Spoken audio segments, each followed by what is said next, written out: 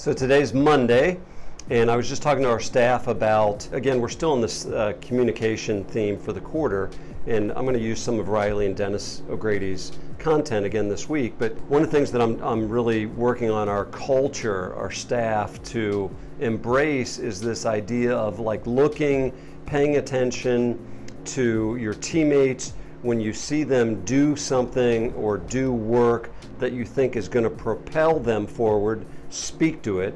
And when you see them doing something that you think will hinder them from their preferred future, speak to it as well, right? So catch them doing things that you think will propel them to the preferred future, and then catch them speak to things that you see them doing that will hinder them, right?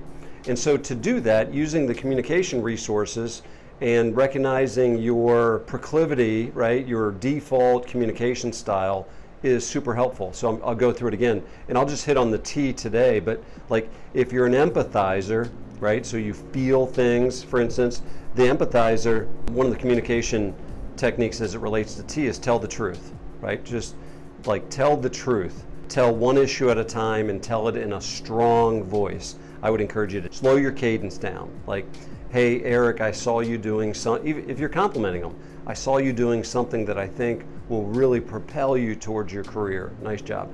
Hey, Eric, I saw you doing something that could hinder you from, and I could be wrong, but it could hinder you, right?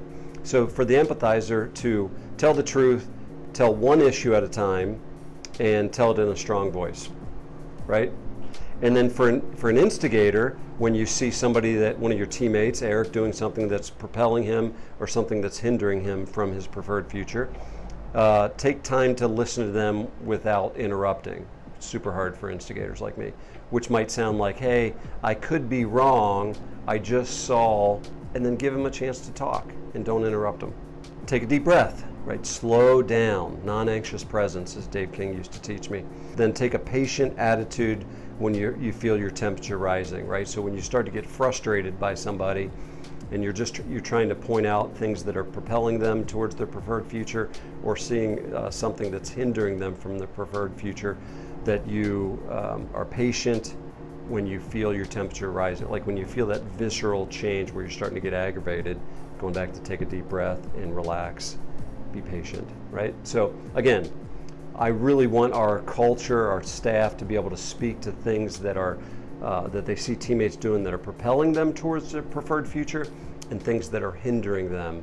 And the TALK acronym that Dennis and Riley O'Grady taught us last week will really be helpful.